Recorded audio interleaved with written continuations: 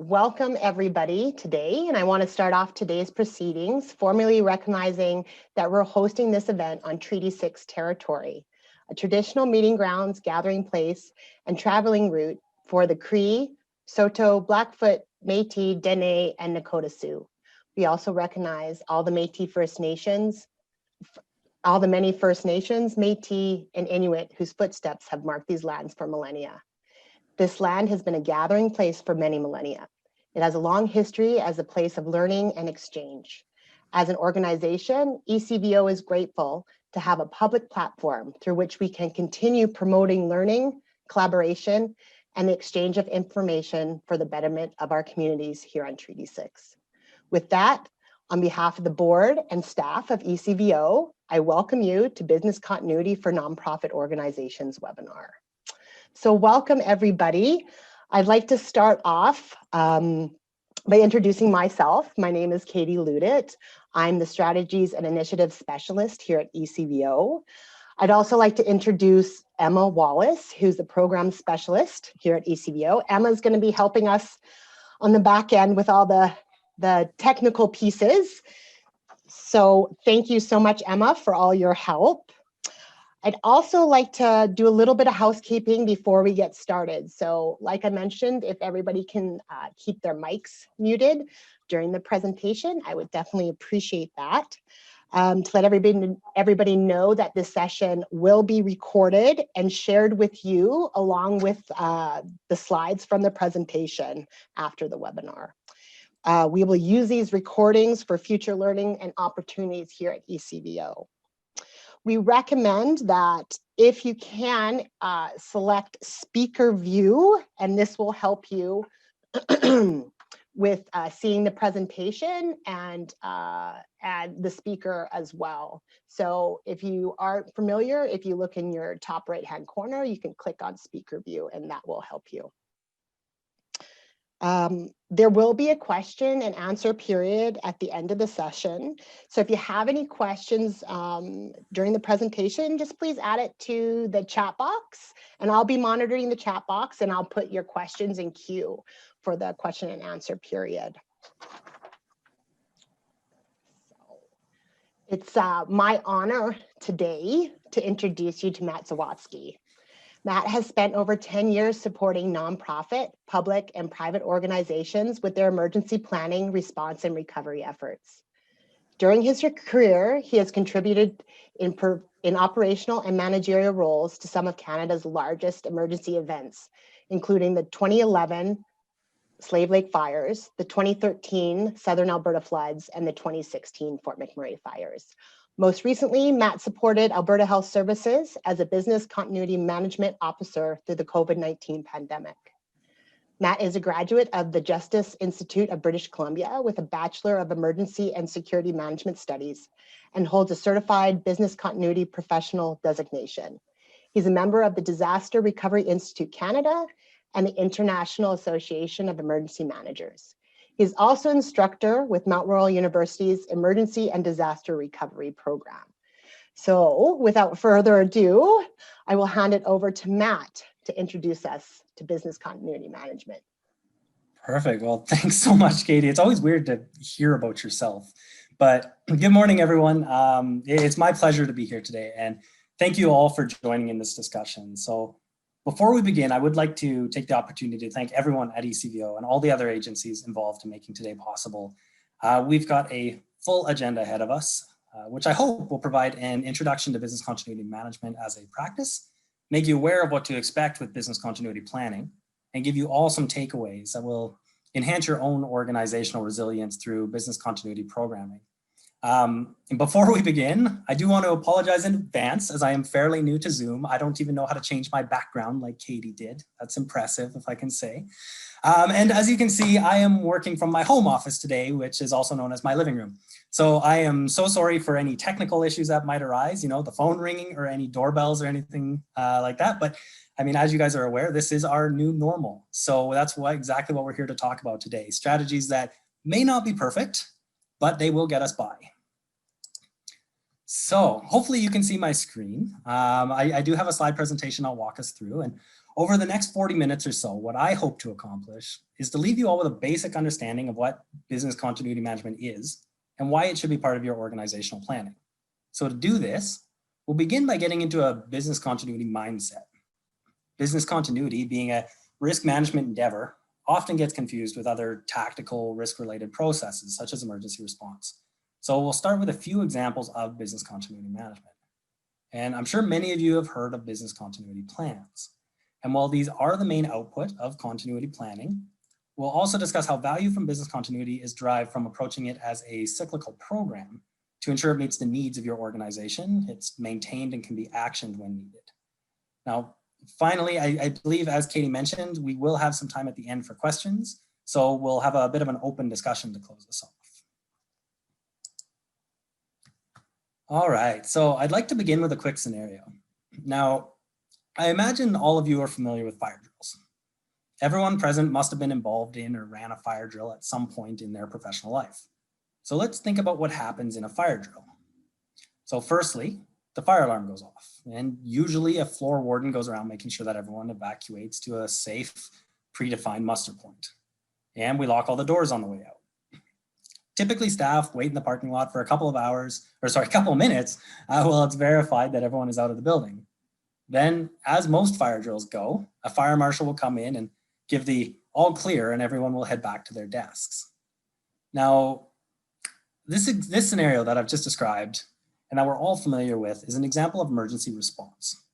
The priorities of emergency response involve the immediate protection of people, so getting them out of danger, the protection of the facility, i.e. closing the doors and calling the fire department, as well as the protection of assets and the environment.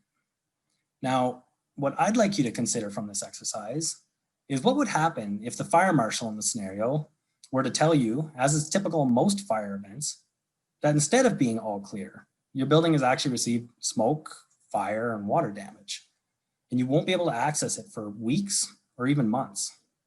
Now what would you do? Now, I realize that this format of presenting doesn't really provide much two-way engagement, but I'd like everyone to just consider how the scenario may impact your ability to maintain your operations.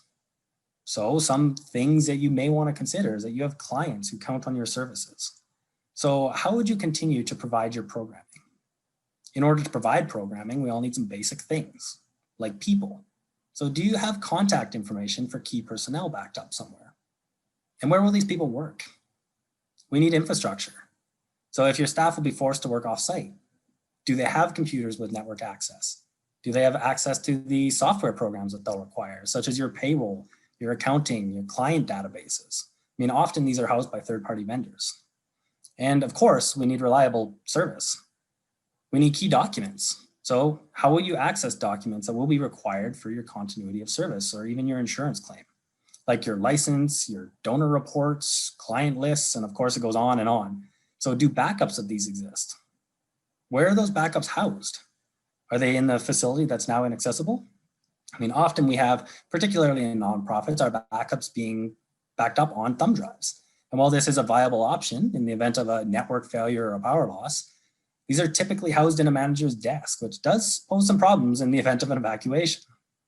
So these questions, i.e. how do we continue our operations during a disruption, form the basis of business continuity planning. And it's from this mindset that we'll be talking today. So why BCM now? Now, it's no secret that we're in the middle of a pandemic. And many are probably thinking that we just faced one of the most significant disruptions in Canadian history and we made it work. But I'd suggest that now is actually the ideal time to be considering business continuity planning. So for starters, the pandemic forced our hands into business continuity planning without many of us even knowing it. The quarantine and social distancing limited our workforces, which meant our managers had to decide which programs needed to run at a reduced rate to ensure your organizational survival, and which could be delayed temporarily. The pandemic also opened many of us up to working off-site or from home, such as me. So many of the decisions we talked about in the last scenario had to be made very quickly. And while we are still living in a pandemic environment, many of the arrangements made to continue operating your business, even in a reduced capacity, are likely temporary. So therefore, it's the perfect time to document your learnings, reflect on areas you do differently next time, or formalize the actions that worked into a plan. So while we all made it to this point, I would ask you, how would your ability to cope through this event have been different if planning had already been done prior to it that highlighted your organization's critical processes and programs, identified the minimum number of staff, reserves, resources, and IT needed to continue those processes? And furthermore, business continuity typically supports all hazards planning, meaning we use strategies that can be used in multiple scenarios to mitigate or decrease our risk. So the lessons you've gleaned from the pandemic may be translatable across many different threats. So for instance, documenting how your staff were able to work remotely provides a strategy to mitigate the impacts of many events, including the first fire scenario we talked about, where the significant impact was that loss of facility. And while the pandemic is undoubtedly an extreme event that has stressed us all, the scope of business continuity management is much more broad than any one singular event.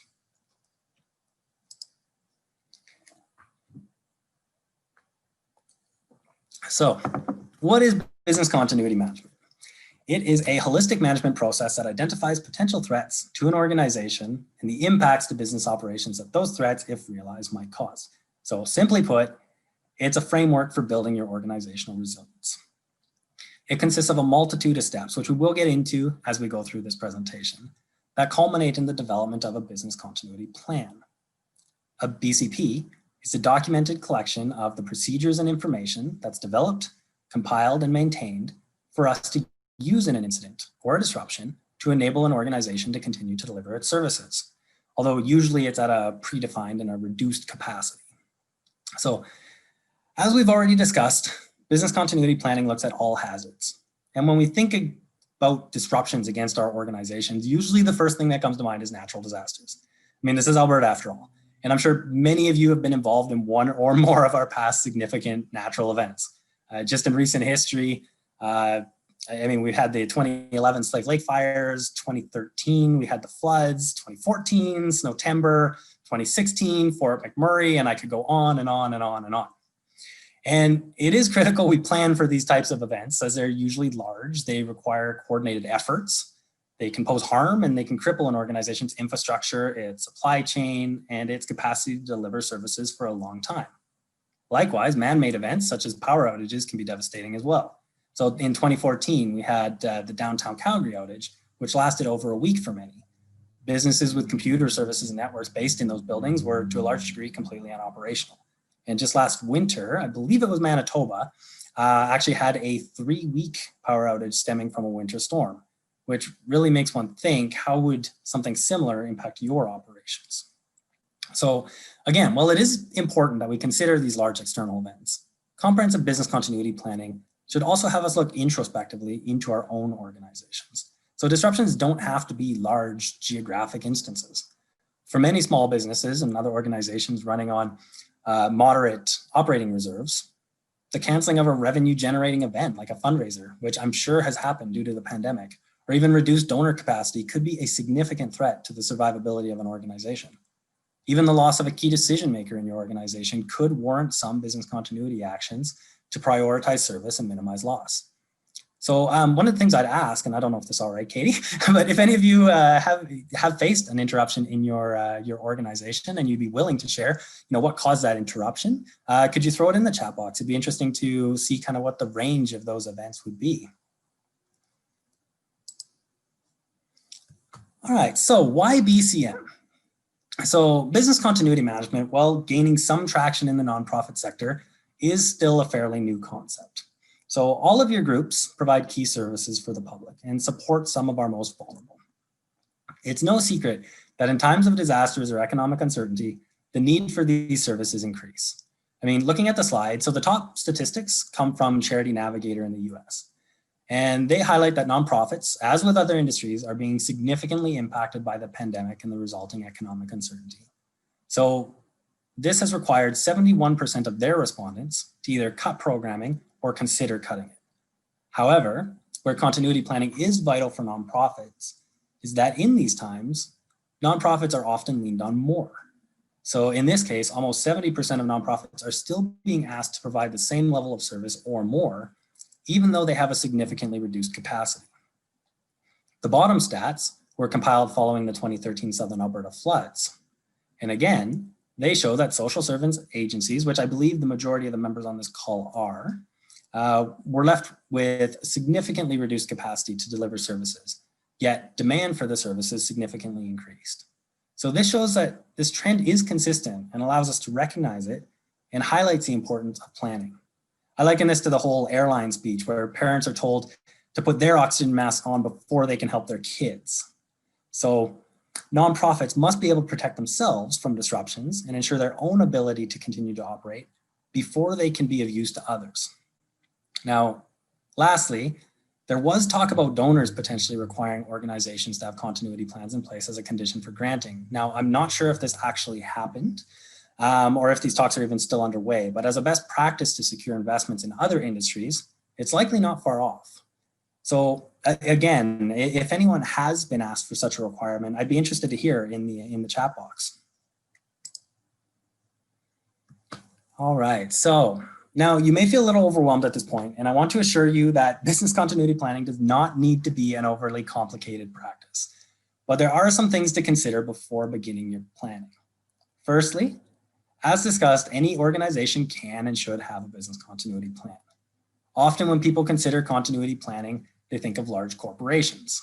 But I'd suggest smaller entities with limited resources and moderate reserves can have increased vulnerability and thus should have plans in place to make the most efficient use of their assets. Furthermore, business continuity planning is a best practice. It enhances our ability to reduce disruptions to essential services, financial losses, regulatory fines, and increases our stakeholder confidence. Now, also, it's a myth that continuity planning will require substantial financial investment. Now, I won't deny that there can be costs associated with mitigation and strategies, and that depending on the level of risk reduction your organization is planning for, the cost can increase. However, I do want to point out that everything required to do basic business continuity planning already exists within your organization. I would caution here that there are a ton of different business continuity templates online, and it may be tempting to just take one of those from another organization and change the details, but it is important to create a plan specific to your organization. And who knows your organization the best? It's your people. Your staff are your best asset in conducting business continuity planning efforts. No one knows your organization's risks and vulnerabilities better than your team. Continuity planning should be seen as a collaborative team effort, giving voice to those who know the in and out of your organization. While management must be on board, obviously, to give backing to this work and to support the coordination, the need for tactical responses requires business continuity be a team endeavor. Your programming teams and your general management practices can identify your core services and required infrastructure. And simple cost-effective strategies can be adopted to help decrease the risk of exposure. That said, comprehensive risk reduction and continuity planning does take time, a commitment, and a willingness to be open about your organization's strengths and weaknesses. So, the goal of business continuity should not be in the development of a plan, but instead it should be in building overall organizational resilience through business continuity management programming. So this is why BCM is typically administered using a similar process to what you see on the slide. So in the first few steps, and we will get into this in a little more detail as we move along this presentation, but we need to start by analyzing our organization and assessing our risks. A risk assessment and business impact analysis provide the foundational information for our strategies to be derived from. These steps tell us the likelihood or possibility of a threat coming to fruition. They help us identify what will be impacted within our organization should a threat occur. So for instance, will the impacts lead to the loss of infrastructure, such as a building or network? Or will they disrupt our supply chain, lead to a loss of staff, or cause a loss of public client trust in our organization? All of the information collected then informs the decisions on organizational strategies for managing disruptions, which are then documented into your business continuity plan. And as we all know, plans are only as good as their ability to be put into action. Therefore, the latter steps include training staff in their roles during a disruption, raising awareness of business continuity or risk management practices in general, and exercising and maintaining your plan to ensure that it's sustainable, maintained, and up to date. Now, there's not much I want to discuss on this slide, but I would like you to consider that, as with all projects, and business continuity planning development should be seen as a project, business continuity should have a process for continual improvement. You need to consider how you'll implement business continuity through policy and plans, how you'll monitor and review those plans to identify, gaps and inefficiencies, and then importantly, how you will act upon those learnings to improve your future plans. So now let's get into the actual how we develop our process. So where do we begin? And again, I'd just like to mention there are resources online that can guide efforts. And I've also added some of those that I recommend to the end of this presentation. And as Katie mentioned, this presentation will be shared, so you will get some of those links as well. But the first thing that needs to be done is to ensure you have management support. Resources will be required for business continuity planning. So it's recommended that a project sponsor from the leadership team is assigned to take ownership for the business continuity project.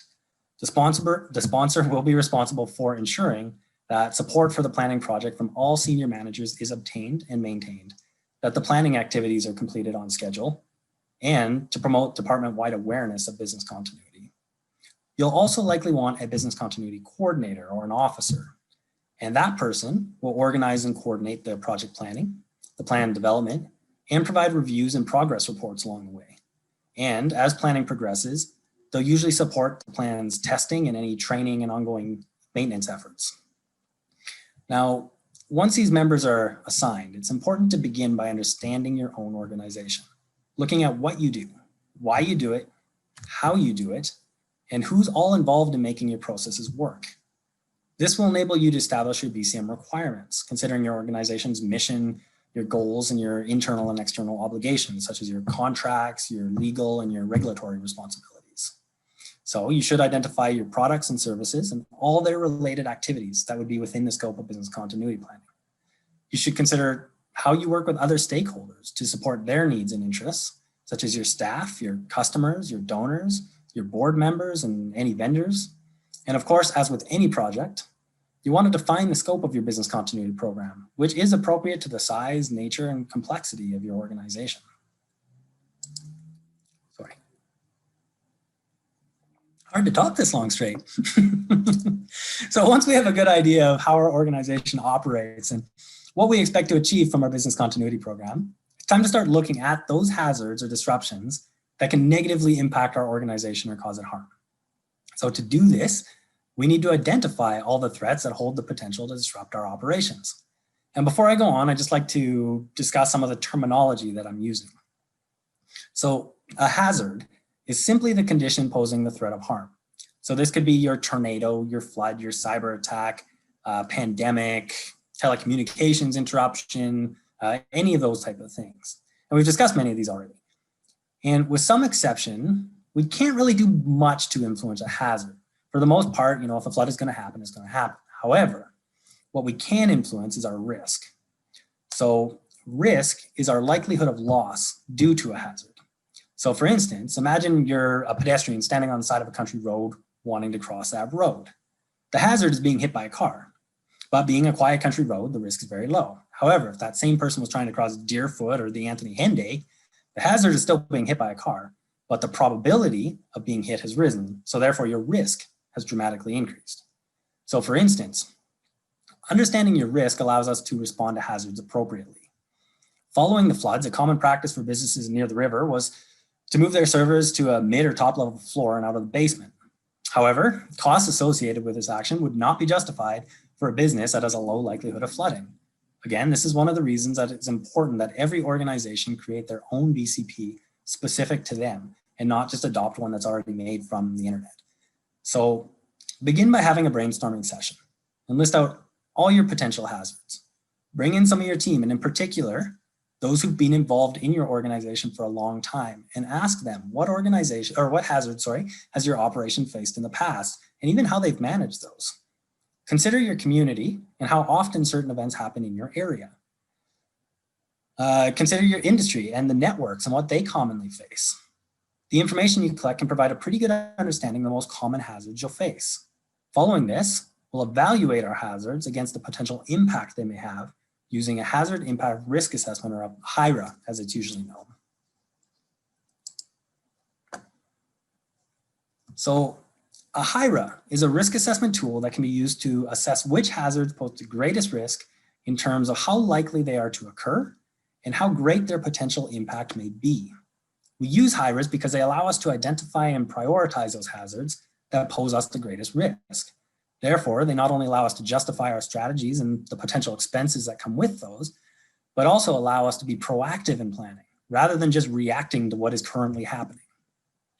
So as you can see on the slide, the high risk compares the likelihood of a hazard, which, using the information we collected about our community and our organization and past events, hopefully we can input, against the severity of impacts that hazards can cause. Now, the first thing you'll probably be thinking is that this can be very subjective. I mean, no one knows the future. And you're absolutely right. This tool is not intended to be used as a prediction tool to determine which hazard will cause the next emergency. It's meant to allow us to prioritize our strategies and resources towards those threats that pose the highest likelihood of harm. So justifying likelihood requires that we use our research and our historical knowledge to understand what hazards could potentially impact us. So from this, we can gather a probability.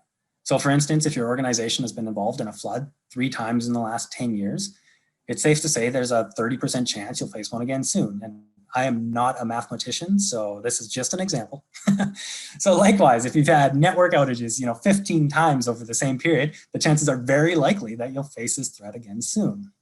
Now, this isn't an exact science, and I'm the first to admit that likely pandemics were noted as unlikely or very unlikely on most HIRAs. I think I'm guilty of noting some as unlikely on HIRAs prior to March. But when combined with impact ratings and the use of all hazard strategy approach, we still get a solid, justifiable representation of risk. The slide provides a great, simple outline of how impacts can be rated. And when considering severity, we'll typically look at which areas within our organization will be impacted and how that may affect the 5 Ps. The 5 Ps being our people, our premises, our providers, our profiles, and our processes. So for instance, our example of a flood with a 30% probability of occurrence would be, I'd suggest, a 3 as far as its likelihood, which would put it in the medium range. However, the impact of a flood can be quite severe, encompassing negative exposure in each of our 5 P areas that I just laid out, and impacting a lot of our business functions. So as for severity, I'd suggest just in this example, it would be a 4 or a major disruption.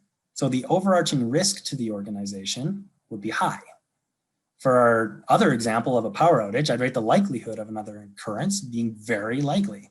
Yet in this scenario, we'll just pretend that the organization has backup servers. So the severity may only be a 1, making the overall risk medium. But again, for a different organization who has no IT solutions and relies heavily on IT, a simple power outage could quite possibly pose an extreme risk. So the dreaded business impact analysis. What is it and why do we do it? So the business impact analysis goes hand in hand with the risk assessment process. And it's meant to predict the consequences of a disruption of a business function and process and gathers information needed to develop recovery strategies. So where the risk assessment provides us a priority breakdown of risks, the BIA identifies how quickly we need to resume our essential business functions in a disruption and what is required to do that. So to do this, the BIA requires that we first break down and list out our essential business functions, being those activities which have to be performed in order to deliver our key products and services. For instance, every organization will have different key functions, but some typical examples that likely affect all of us would include, accounting, donor relations, payroll services, reporting, different elements of your programming, so on.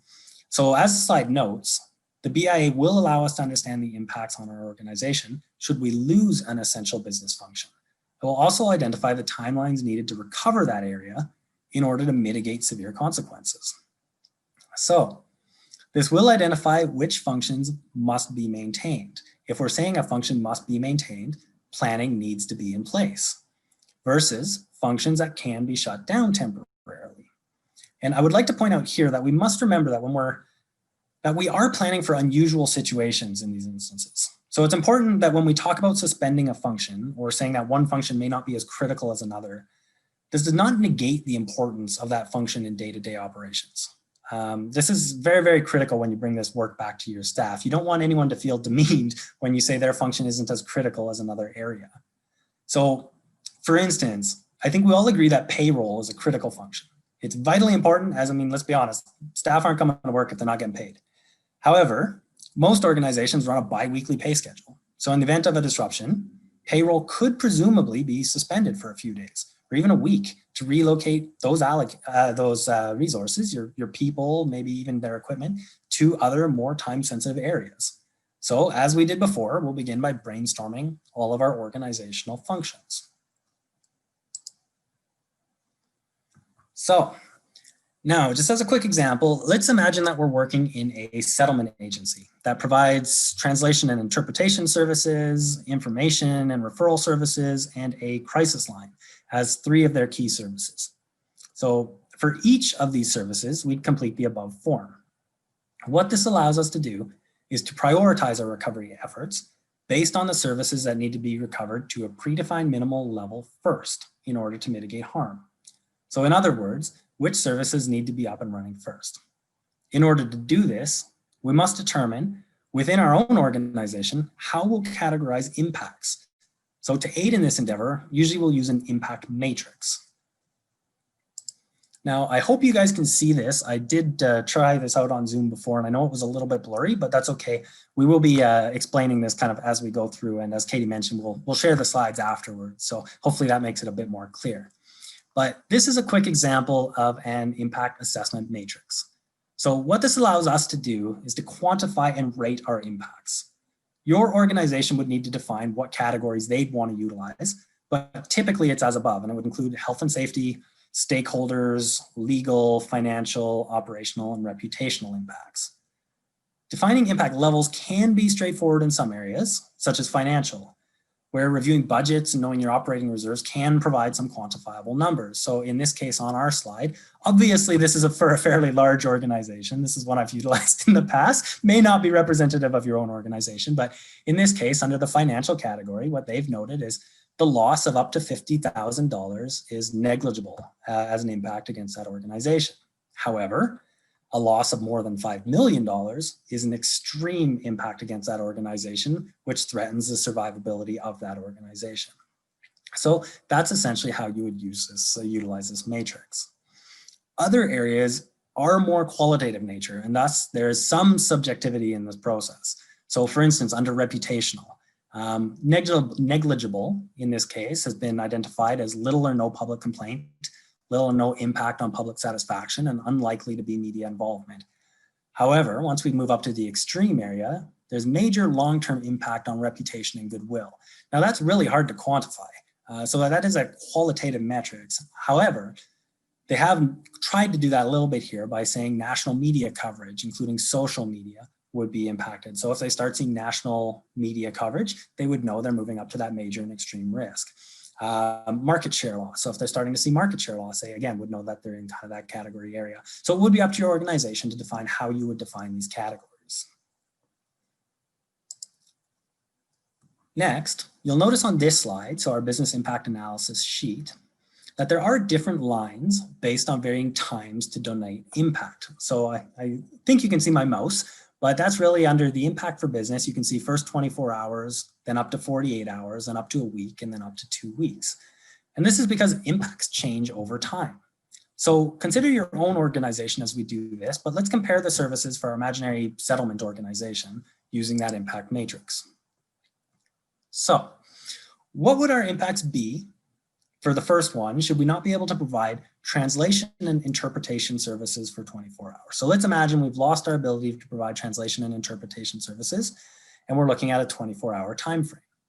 So looking up at our categories here, under health and safety, there's probably not many health and safety impacts having lost that service for 24 hours. Key stakeholders, honestly, after 24 hours, most of our key stakeholders probably wouldn't even notice that we've had a disruption. Probably no legal and compliance or financial issues or anything like that. So after 24 hours, the impacts of losing that service are probably negligible. After 48 hours, health and safety, again, probably pretty low. Key stakeholders, still probably pretty low, so on and so forth. So maybe after 48 hours, we're still negligible, or maybe we've moved into that minor category. How about a week? Now, likely the impacts are starting to ramp up. Now, our downstream dependencies that rely on this service may start being impacted. Clients may be getting restless, and I'm sure concern is growing. So maybe we've moved into that moderate column there. After 2 weeks, now you've likely started to see legal, contractual, regulatory, and other issues to manage, which can all significantly tarnish your reputation, stakeholder confidence, and clients may take their needs elsewhere. There could also be financial penalties. So as you'd want to plan your recovery efforts before you reach this severe state, in the example above, you'd likely target a resumption of 1 week. Now, what about if we were to look at the crisis call-in line? After only 24 hours of a crisis line being unoperational, you're likely already facing significant health and safety issues. People are calling a crisis line because they need immediate action. You're likely facing contractual issues. You probably have potential reputational issues. If someone's calling your crisis line and they can't get a hold of you, you might be facing media attention. So in the case of this service, you would need to either ensure it does not get disrupted at all, or your recovery time would be minutes or hours. So I lost my mouse there for a second. So lastly, we need to identify the resources that are needed to resume the function within the time frame we've identified to maintain it to an acceptable level. So in the case of our translation and interpretation services, we may not need any staff or resources directed to this function for the first 24 or 48 hours. However, within a week, we may need to start designating some staff and some resources towards resuming those operations. For our crisis line, we have identified that it should remain operational throughout a disruption. However, that doesn't mean we need all of the resources that would support it in day-to-day operations during this period. The organization may consider some strategies, things like only accepting emergency calls and referring calls for information services to another agency. That might allow only one staff member with one computer and some telecommunications to maintain this to an acceptable standard for a few days until further recovery efforts can be made. So once we've identified through our risk assessment where our risks lie and the probability of hazards being realized, and through our BIA, which key functions need to be prioritized for recovery or maintained, we need to start considering how we'll do this.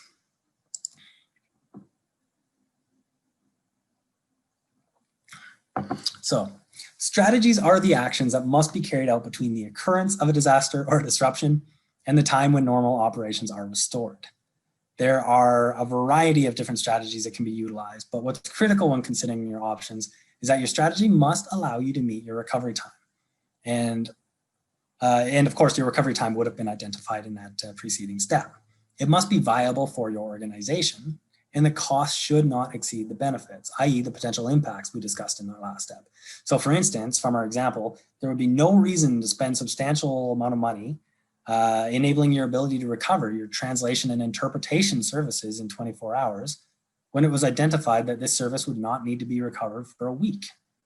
However, there likely is a need to invest in strategies that would allow the crisis line to meet its recovery objective of minutes or hours. So, as can be seen, as the impact of a threat to our organization increases, the way we manage that risk changes. For threats that we define as having low or insignificant impacts, it's often acceptable to simply accept the risk and manage the consequences. Higher impacts may require us to transfer some of that risk through programs such as insurance, or we may reduce the risk through continuity, mitigation, education, awareness strategies, those strategies that were on the previous slide. This is likely what we would do in the case of our translation and interpretation services example. Our crisis line example, however, given the urgency and severity of impacts, would put us on the far right side of the scale, where it could be justified to avoid the risk of losing that service due to the severe impacts. So some examples that may allow us to avoid would include the implementation of uninterrupted power supplies, generators, and even looking up backups for our telecommunication suppliers. So typically the further right your strategies are, the more resource intensive they become.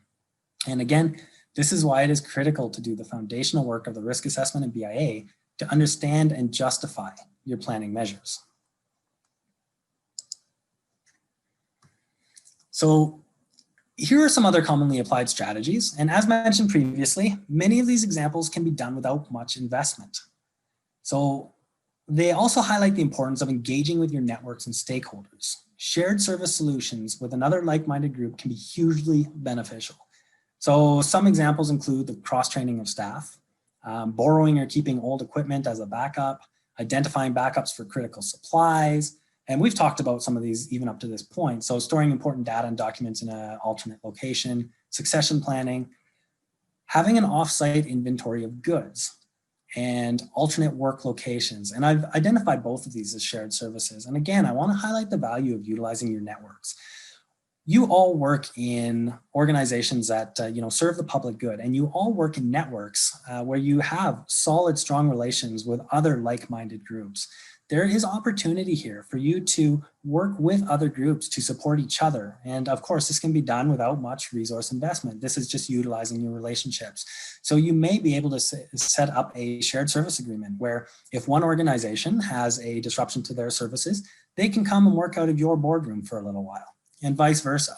If you have critical documents that need to be that you need in order to continue your operations, say you have paper forms that you can utilize should you lose your network, or in the case of our fire evacuation, say you lose access to any of your important documents anyways, the ability to access those important documents, maybe you set up a shared service agreement where you can store some of your resources at another location, and vice versa. If they face a disruption, they can store their services at yours. There's lots of different potentials here. It really just matters. It's really just a matter of opening up a conversation. Now, we are all experts at establishing work from home protocols at this point, so we'll skip over that. However, promote personal and family preparedness. I do feel that this is an important one because, again, just like if staff don't receive a paycheck, they're not coming to work. If staff aren't aware that their family is taken care of, they're still not likely coming to work. So I would just highly recommend to everyone on this call that the Red Cross actually has phenomenal information on personal and family preparedness. You can look up on their website, and they have templates and diagrams for everything from dealing with little kids all the way up to adults. And also Public Safety Canada has some great resources on there. So make sure your staff have a disaster plan in place and can manage themselves for 72 hours. Again, it's that whole, they need to take care of themselves before they can support you. And you need to support yourself before you can support your clients. Now, we already did an example of emergency response, so I'm not going to get into much detail about it. But what I would be remiss not to mention it. So your emergency response plan should be attached to your business continuity plan, as both documents will inform one another. An emergency response plan, of course, documents how your organization and staff should respond to emergencies in a coordinated, timely, and effective manner to address life safety and the stabilization of the emergency situation until first responders arrive.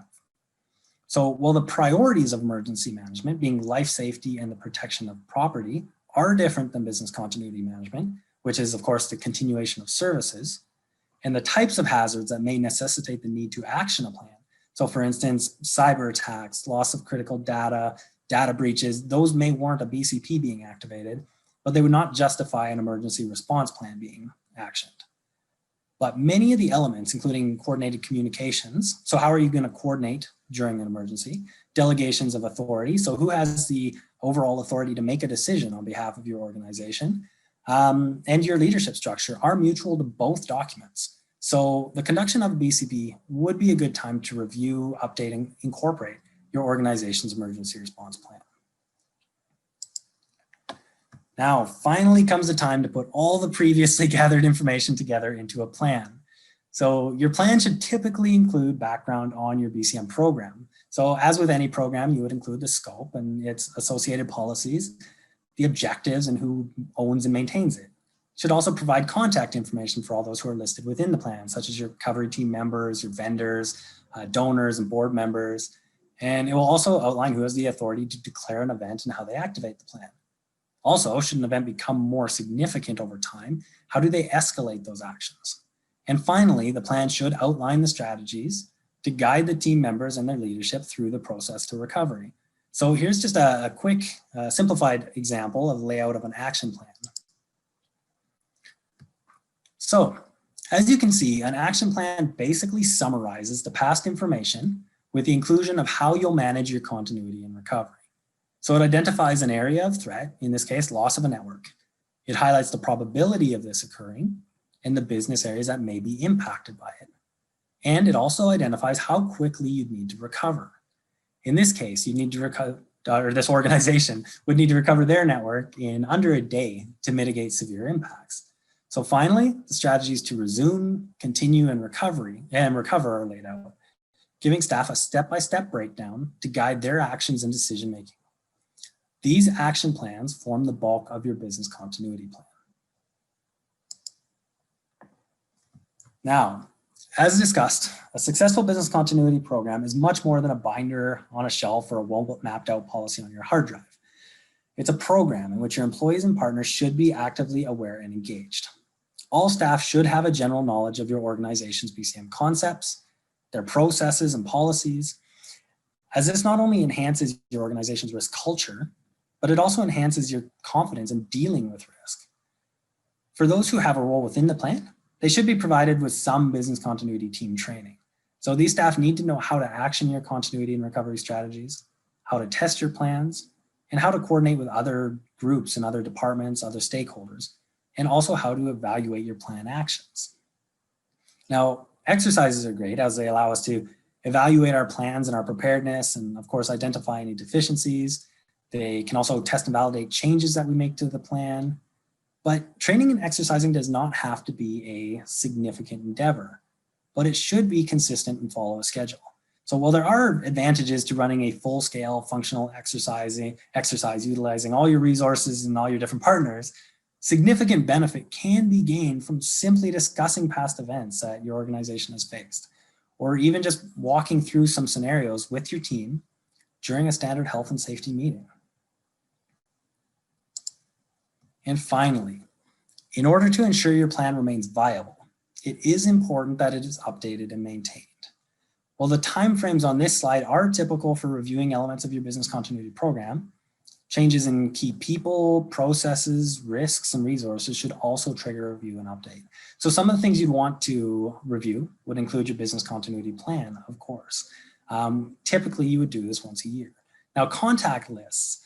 We all know how quickly staff change roles. So contact lists could just be a matter of every 3 months going on your contact list. And I mean, I'm sure for many of you, you have coordinators and administrators who change positions quite often.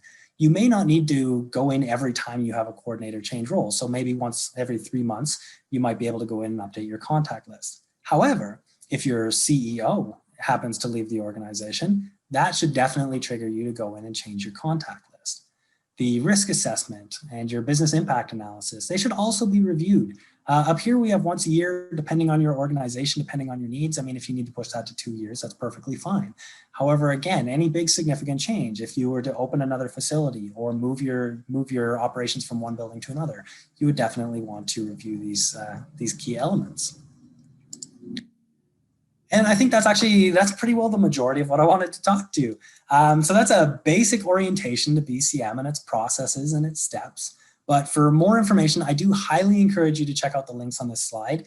I don't actually know, Katie, if people are able to click on these links. But again, like I say, these slides will be shared afterwards. So we'll make sure that information goes out to you guys, as there's some really good information on here. So just for a bit of background, Public Safety Canada, of course, is the federal government's agency for providing emergency management support. Their page has some awesome foundational information on the need for business continuity planning, what it entails, some of this information that we've covered today. Alberta Emergency Management Agency, of course, our provincial body for overseeing emergency management in Alberta. They have some phenomenal resources on their website. One in particular, which I highly recommend, is it's quite a detailed document. It's about 80 pages long, and it's actually a guidebook for conducting business continuity. Now, it's not targeted towards nonprofits. It's actually the guide that they provide their own government departments to do their business continuity planning, but it is publicly accessible, and it goes into all the different steps that I went through today. It goes through step-by-step instructions in detail for how to conduct some of that information. And Calgary Emergency Management Agency, they too have done some phenomenal work over the last couple of years. And they are probably the only group on this list that has actual nonprofit specific templates. So they do actually have a template for nonprofit business continuity planning. It's fairly basic, but it does provide some really good foundational conversation starters for your organization. And what's nice about that, they also have a guidebook to kind of walk you through their template as you're going through it. So a great resource. And I didn't put it on here, but I also believe the Red Cross has recently done some business continuity resourcing as well. So I'm not sure, I'm sure if you did a quick search, you'd be able to find that, but another great resource, I'm sure, from a great organization. And I think that's it for me, Katie. So I will hand it back over to you. To be honest, I can't see the chat box, so I'm not sure if any questions or anything has come in, but I'll leave it to you to let me know. Yeah, thanks so much, Matt. Really appreciate all this insight. There's a lot here, and loved how you broke it down for all of us. Do you have one question here, is if you can repeat the 5 Ps. Oh, yeah, for yeah. sure. Here, I just run back up to the top here. Which slide? Oh, actually, I don't actually think it was, I don't actually think I put it on one of the slides. Yeah. I'm sorry, I could probably do that. And when I actually share this, I will, I'll make sure that I do that. So it's people, processes, premises, profile, and policies. And policies, perfect. Thank you. Excellent. And then yeah, we do so have, if you'd like, I can certainly input that into one of the slides. So when it gets shared out, we can definitely do that. That's great. Thank you so much. That's perfect. We also have another comment here from Fred. Says all government of Alberta departments that we interact with also has a business continuity person and plan. So they might be a good source since they know your operation. So I'm assuming, Fred, you're speaking from for nonprofits. Perfect. Thank you. That's great. It's a great resource too. For sure. For sure. And you're absolutely right, Fred. I mean, almost all public sector organizations are required to have business continuity plans in place. Hence my comment at the beginning that we're probably not far off from that being kind of a requirement across the board. And of course, that does have to be scalable across through the organization. So just for instance, in Alberta Health Services, of course, we have 130,000 staff that we operate within. So we actually have 20 full-time continuity officers supporting our operations. Now that may not be required for some of your organizations, but definitely you would want someone who's focused in that area to ensure that these plans and these processes, and I mean your program in general, are maintained. Perfect. And just a note that I really liked how you talked about that it doesn't have to be complicated as a starting point, because some of this can be quite overwhelming, especially with capacity being limited with our organizations right now, but there are the starting points like you gave reference to. Yeah, absolutely. I mean, I go back to that point that everything you need to do your business continuity planning, you have within your organization. Business continuity planning is really about obviously documenting what are you going to do in that unusual situation. And many of us have gone through in our organizations many experiences. We listed out some of the past disaster events that have happened, and we've managed those events. We have lived them. This is, for the most part, a lot of this is a matter of going through and documenting what did we do in those past events? Can we do it again? If we were to do it again, how would we revise our practices to make it a bit more efficient? So, well, there's definitely a need to follow an actual process and make sure that you've done it comprehensively and considered all your steps. Again, it doesn't need to be an overly complicated process. You need to tailor it to what fits for your organization.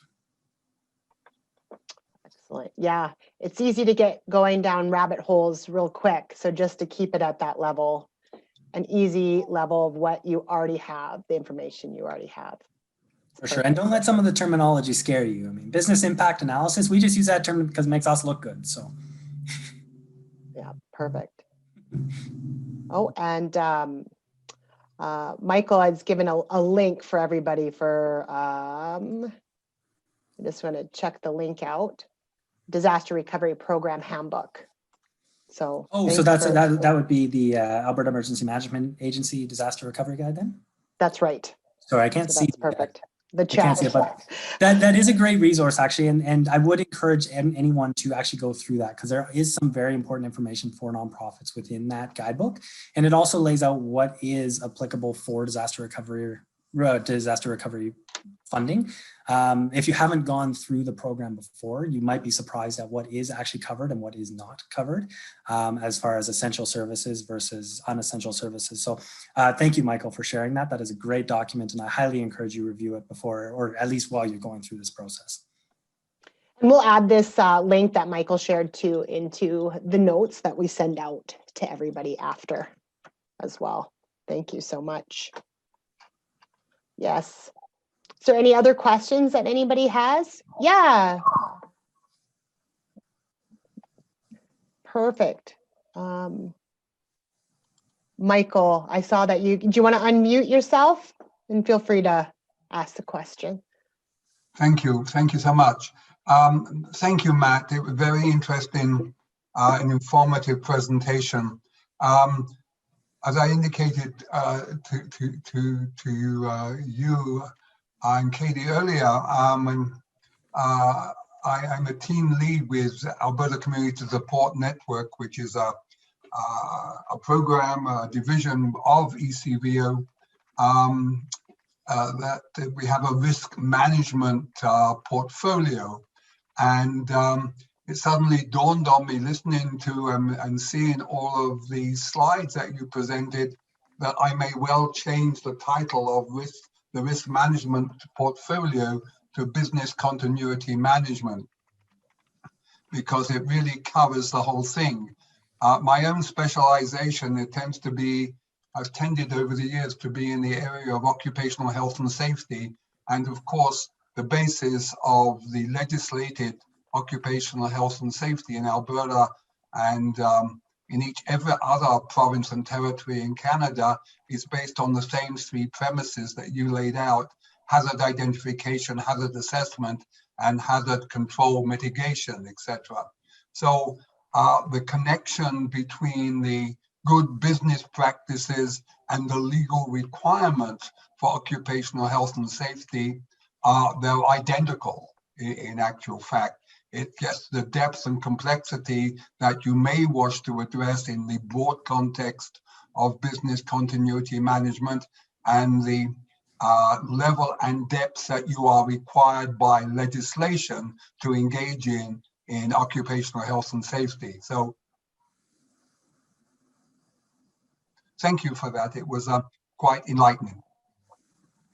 Well, thank you very much for your feedback there as well. And I mean, to your point of, even changing some of the terminology, you're absolutely right. Business continuity is a very holistic approach. And, when we look at some of the other areas of risk management, of course, risk management could also be inclusive of some of those, emergency response, enterprise risk management, which is, that strategic level as well. So I appreciate that.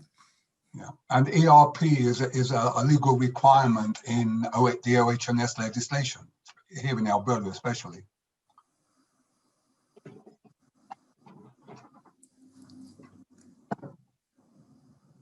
Thank you very much. Is there any other questions before we wrap this up? This is great.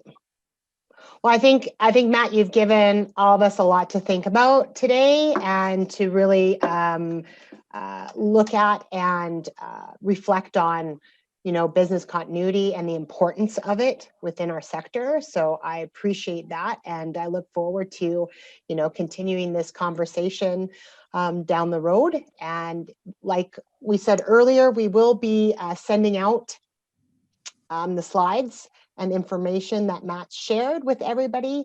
And if you have any questions, please feel free to reach out to myself or to Matt, and we'll be able to direct your questions. So thank you all very much for coming. We appreciate it, and have a wonderful day. Thank you all. Have a great day. Thanks, Matt. Bye-bye.